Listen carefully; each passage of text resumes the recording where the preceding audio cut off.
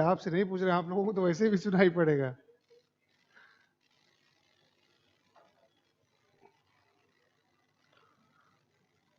हो गया सही?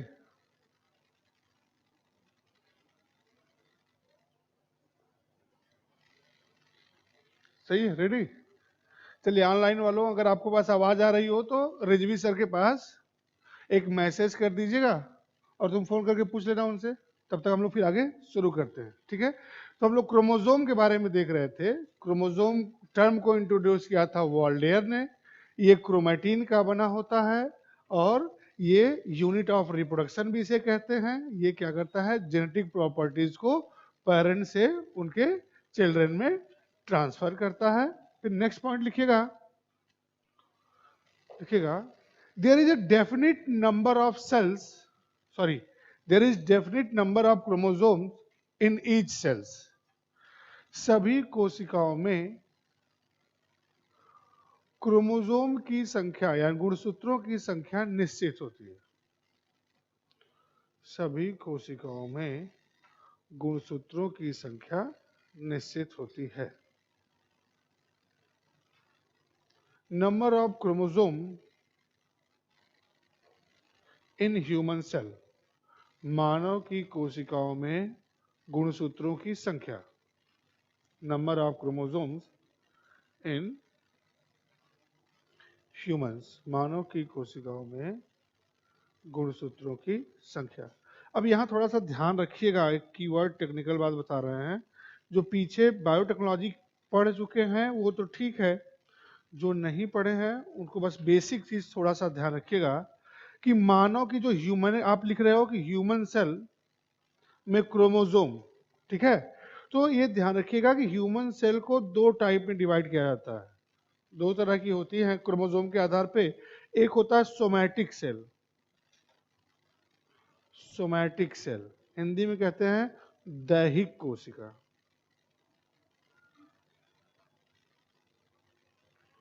और दूसरा होता है रिप्रोडक्टिव सेल,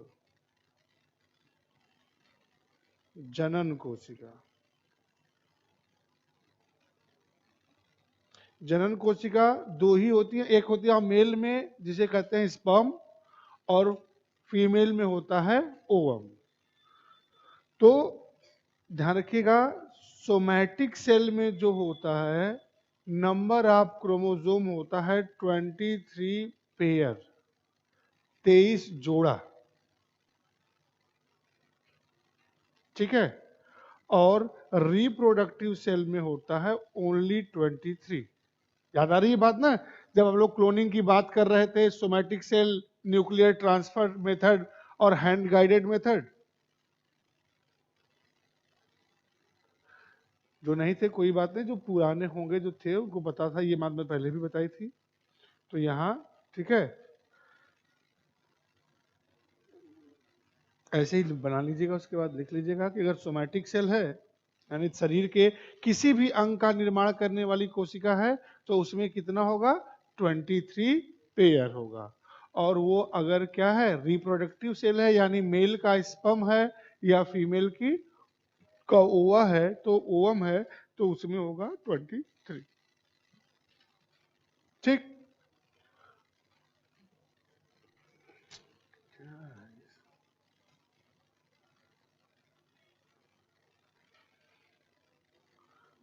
अब देखिए, क्रोमोसोम दो तरह का होता है, ऐसे बना लीजिएगा, क्रोमोसोम गुणसूत्र, क्रोमोसोम गुणसूत्र हिंदी में, और इसको ऐसे करिएगा,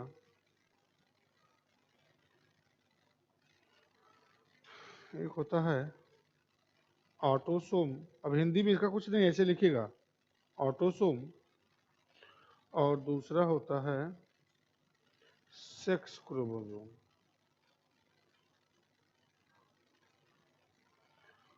हमने देखा या आपने देखा कि कितना होता है, 23 पेयर। नॉर्मली पूछा जाता है तो आप यही बताते हो कि मानव में गुणसूत्रों की संख्या कितनी होती है।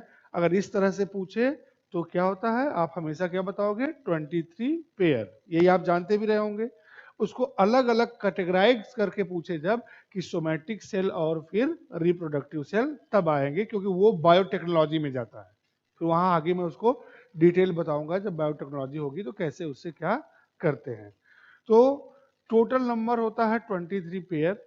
इसको क्या करते हैं, दो क्लास में क्लासिफाइड करते हैं, एक होता है ऑटोसोम और दूसरा होता है sex chromosome.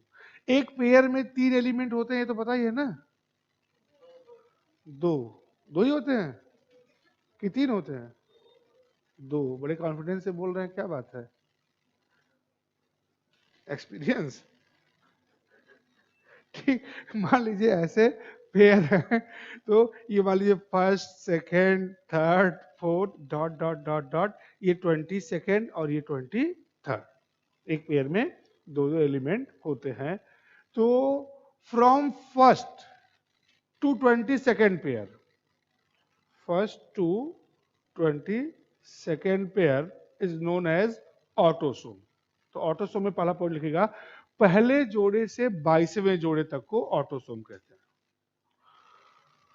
From first to 22 pair, पहले जोड़े से 22वें जोड़े तक को क्या कहते हैं, ऑटोसोम कहते हैं। दोनों तरफ लिखवाएंगे, पहले जोड़े से लेके 22वें जोड़े तक को ऑटोसोम। बचा क्या, 23वां जोड़ा। तो 23वां जोड़ा लिख दीजिए, इधर सेक्स क्रोमोसोम लिखिएगा 23rd pair, 23rd pair is known as sex chromosome. 23वें जोड़े को सेक्स क्रोमोसोम कहते हैं। ठीक, फिर लिखिएगा ऑटोसोम में दूसरा point, same in male and female, same in male and female, महिला और पुरुष में एक समान होते हैं, महिला और पुरुष में एक समान होते हैं। इसी का उल्टा दूसरे में लिख लो, different in male and female, महिला और पुरुष में अलग अलग होते हैं।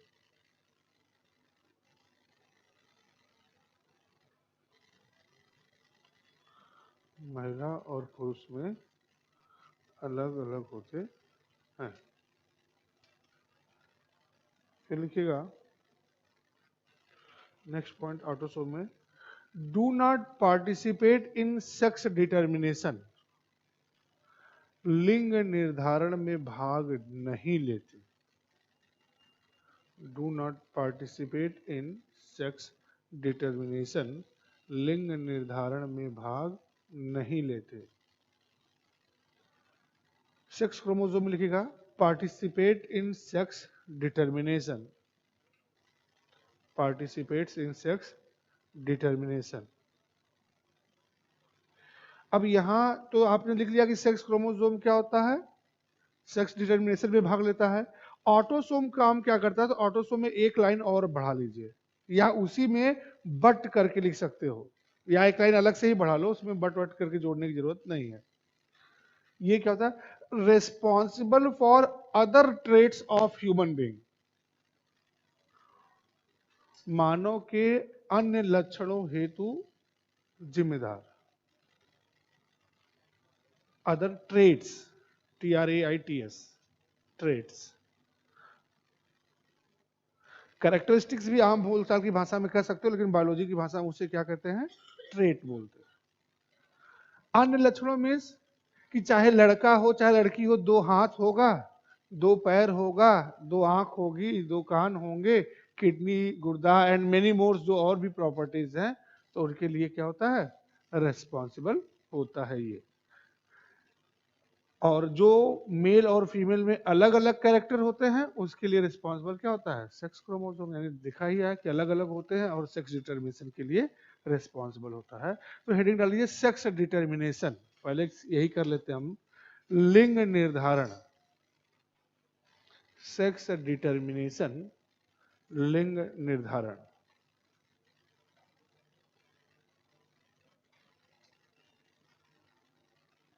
कैसे होता है लिंग निर्धारण, चलिए समझते हैं। और समझते समय लेखनी को आराम दीजिएगा और फिर समझते हैं। ठीक, चलिए। सपोज दैट ये कोई मेल है, ठीक, ये है फीमेल। तो आप जानते हो कि मेल में जो सेक्स क्रोमोसोम होता है वो होता है एक्स वाई क्रोमोसोम। याद रखिएगा, कभी कभी यही पूछ लिया जाता है। तो मेल के अंदर जो सेक्स क्रोमोसोम होता है वो होता है एक्स वाई क्रोमोसोम, और फीमेल के अंदर जो सेक्स क्रोमोसोम होता है वो होता है एक्स एक्स क्रोमोसोम। ठीक, बड़े बच्चों की तरह, समझदार बच्चों की तरह सुनिएगा। आफ्टर द इंटीमेशन, संभोग के पश्चात जब मेल का स्पर्म फीमेल के ओवम के पास जाता है और फर्टिलाइज करता है तो बनता क्या है, जाइगोट। सबसे पहले क्या बनता है, जाइगोट बनता है। ठीक, और उसी समय क्या होता है, उसी समय सेक्स डिटर्मिनेशन का काम होता है। यानी अब क्या है, इसमें से एक एक निकलेंगे, ठीक है, और जाके पेयर बनाएंगे। और ये कैसा पेयर बन रहा है, यही पेयर डिफाइन करेगा कि जो आने वाला बच्चा है वो मेल चाइल्ड होगा कि फीमेल चाइल्ड होगा। तो ये पेयर बनाने की जो पॉसिबिलिटीज हैं ये हम लोग देखने जा रहे हैं कि कितने पेयर्स बन सकते हैं। एक एक करके देखते हैं और समझते हैं। देखिएगा, पहला होता है कि इधर से ये और इधर से ये दोनों फ्यूज करें और अपना एक पेयर बना ले। हो सकता है ना। फर्स्ट केस बनता है इसमें कि x plus X is equal to X X, बनता है ना। दूसरा केस देखते हैं, ये x इधर से और ये x इधर से, बन सकता है ये भी केस। तो ये भी क्या हो गया, x plus X is equal to X X. फिर केस बनता है कि ये y इधर से निकले और इधर से x, दोनों आपस में पेयर बना ले, बन सकता है ना। तो तीसरा केस क्या बना, x प्लस वाई या y प्लस एक्स, कहिए बात एक ही होता है। मैथमेटिक्स आप पढ़े होंगे तो इसे कहते हैं लॉ ऑफ एसोसिएशन, साहचर्य का नियम। 2 धन 3 इज इक्वल टू 3 धन 2। कोई आगे पीछे कर दो अंतर नहीं होगा। तो गणित की भाषा में इसे कहते हैं साहचर्य का नियम, लॉ ऑफ एसोसिएशन। तो सिंपल सा बात है कि x प्लस वाई कहिए या y प्लस एक्स कहिए, बात एक ही है। ये होगा क्या, एक्स वाई। चौथा केस बनता है, ये y इधर से निकले और इस x, ये x इधर निकले, ये बना ले आपस में, बन सकता है ना। ध्यान से देखिए, x plus Y is equal to X Y.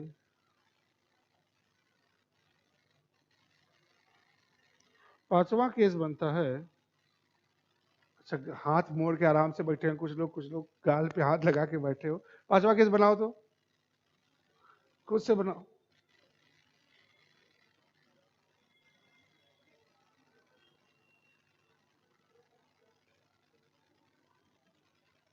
क्या होगा,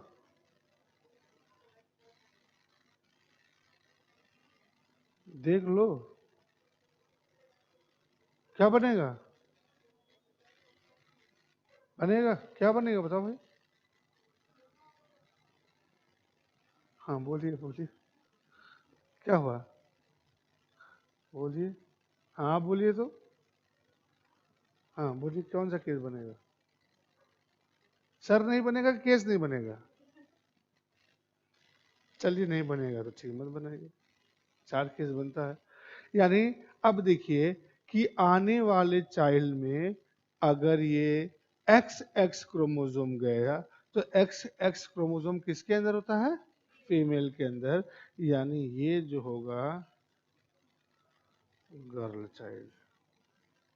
कहते ना बेबी हुआ कि बाबा, तो ये बेबी चाइल्ड है। ठीक, अगर एक्स वाई क्रोमोसोम आया तो ये क्या है, बॉय चाइल्ड है, लड़का है।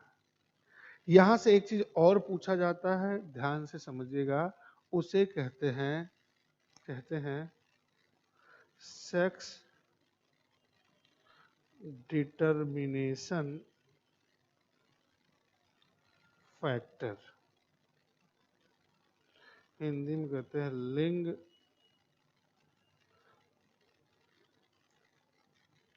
निर्धारक कारक। और इसको सेक्स डिटर्मिनेशन फैक्टर किसको कहते हैं, तो वाई फैक्टर, क्योंकि सब तो बाकी सब एक्स ही है, सेम है, अलग क्या है, वाई है। तो वाई, जो वाई फैक्टर होता है, जो वाई कारक होता है, उसे कहते हैं लिंग निर्धारक कारक। और ये 2-3 बार आपके एग्जाम में पूछा हुआ है। और वाई फैक्टर है किसके अंदर, मेल के अंदर। तो लड़का या लड़की पैदा होने के लिए जिम्मेदार कौन होता है, पक्का मेल ही जिम्मेदार होता है ना, बोलिए, आप भी बोलिए, ठीक। लेकिन आज भी आप देखते हो कि समाज में, गांव में देखते हो कि 2-3 अगर लड़कियां पैदा हो गई तो महिलाओं को तलाक दे दिया जाता है, कभी कभी तो जला के मार वार भी दिया जाता है। और न्यूज़पेपर में ऐसी घटनाएं आपको मिलती रहती है, देखने को, सुनने को, पढ़ने को मिलती है। देखते हैं कि नहीं देखते हैं, अब तो बोलो हाँ ना। तो इस पे आपका क्या विचार है? मेरा तो विचार है ये सब समाज का रीति रिवाज है, होते रहना चाहिए। आप क्या मानते हैं इस पे, होना चाहिए कि नहीं होना चाहिए? अब तो बोलो, इसमें भी आपको कंफ्यूजन है क्या, होना चाहिए कि नहीं होना चाहिए? नहीं होना चाहिए, ठीक। अगर यही अभी बाहर चले, वो जो रिक्शा चला रहा है, जो शराब पी के रोज रात को अपनी बेबी को पीटता है, उससे पूछे नशा उतरने के बाद कि ये होना चाहिए कि नहीं होना चाहिए, तो वो भी क्या कल बोलेगा, नहीं होना चाहिए। तो फिर आपको क्यों बनाया एसडीएम? बार बार कहते हैं कि थोड़ा सोचिए, जो चीज लगती है बहुत आसान है उसी में नंबर सबसे कम मिलता है। मेंस में जो क्वेश्चन आपको लगेगा कि एकदम स्ट्रेट फॉरवर्ड है, उसी में नंबर सबसे कम मिलेगा, क्योंकि उसको तो सब लिखेगा ना, आपको क्यों अधिक नंबर दिया जाए? एक ही आंसर है, स्ट्रेट फॉरवर्ड आंसर है, सब वही लिख रहा है, तो आपको नंबर अधिक क्यों दिया जाएगा? बार बार कहता हूं, think like aspirant, not like student. हाँ, होना चाहिए। अगर लड़की पैदा होना गुनाह है तो गुनहगार को सजा मिलनी चाहिए। और गुनहगार है कौन? मैं, यानी सजा मिलनी चाहिए। यानी थोड़ा सा आपने कहा वही बात, लेकिन क्या है, आपको ने रिप्रेजेंट उसको और अच्छे वे में कहा।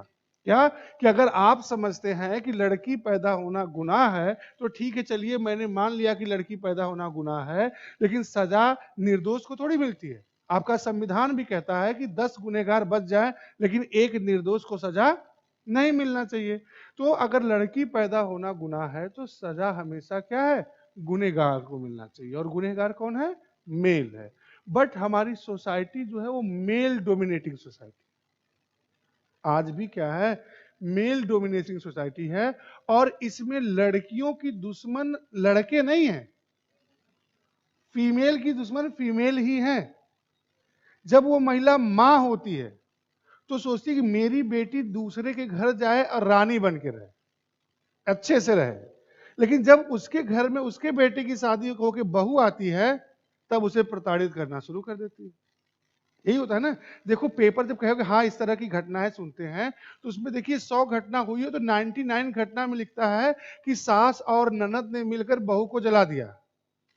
कभी 1%, 0.1% चांसेस में आप देखोगे कि ससुर और देवर ने मिलकर जलाया, ऐसा कोई स्टेटमेंट नहीं आता। यानी हमें आपको क्या है, हमारी सोच बदलनी है। यानी हम क्या है, कंडीशनल सोचते हैं कि जब सास बनते हैं तो कुछ और सोचते हैं और बहू बनते हैं तो कुछ और सोचते हैं। ध्यान रखना है, ये तभी सुधरेगा जब लिटरेसी सुधरे। आज महिलाएं क्यों डरती हैं तलाक से? सिंपली सोचिए, कि ट्रेडिशनल है कि वो महिला अपना घर छोड़ के आई है पति के घर में रहने। महिला अगर वो पढ़ी लिखी है, अच्छी जॉब करती है, तो उसने अपने नाम पे घर खरीदा हुआ है खुद, ठीक। अब पति उसे छोड़ने की धमकी दे सकता है? वो खुद कहेगी जाओ तुम्हारे जैसे 20 आएंगे, ठीक है, मैं तो कमा रही हूं ना, तुमसे ज्यादा कमा रही हूं, तुम्हारे पीछे मैं क्यों घूमूंगी, तुम क्या तलाक दोगे, लो लाओ पेपर मैं साइन करती हूं, तुम जाओ।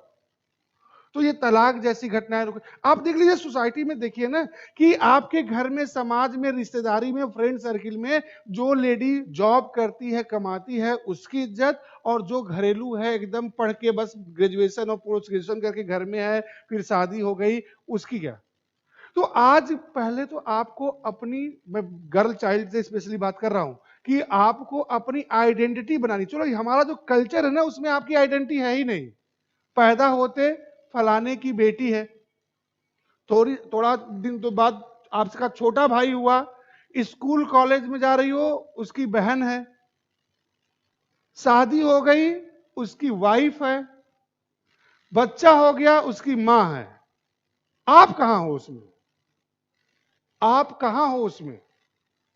और आपकी अपनी आइडेंटिटी तभी बनेगी जब आपके पेन में पावर आए, यानी साइन करो आप अपने नाम की और 10 लोग हाँ मैम की साइन है। और वो तभी होता है जब आप क्या है, आप किसी पद पे चयनित हो, भले से वो प्राइमरी शिक्षक हो, मिडिल शिक्षक हो, आईएएस हो, पीएस हो, सेल्फ डिपेंडेंट बनोगे तभी आपके पेन में पावर आएगी, तभी आपका अपना इंडिपेंडेंस एग्जिस्टेंस क्रिएट होगा। तब वहां कोई नहीं पूछेगा आप किसकी बेटी हैं, किसकी बहन है, किसकी बीबी है। आपका अपना आइडेंटिफिकेशन होगा कि ये फलानी मैम है, ठीक है। उसके पहले तक आप कितना भी करोड़पति के घर की, आज देखिए मुकेश अंबानी की जो बहू है, आज भी हम क्या जानते हैं मुकेश अंबानी के, कितने लोग उसका नाम जानते हैं? नहीं जानते हैं ना। तो उसकी भले से वो भारत के सबसे रिचेस्ट पर्सन के घर की बहू है, सारी सुख सुविधा उसे मिलती होगी जो हम आप जीवन भर नहीं कर सकते, लेकिन फिर भी उसकी आइडेंटिटी नहीं है, नहीं है। तो सबसे पहले क्या, ये हमारे समाज में ये कुरीति को दूर करने, कहते हैं ना इसीलिए लिटरेसी जरूरी है, पढ़ेंगे तभी कुछ बनेंगे। तो ध्यान रखिएगा, ये तो ये उतार लीजिए इसी तरह, इसको शब्दों में नहीं लिखवाएंगे।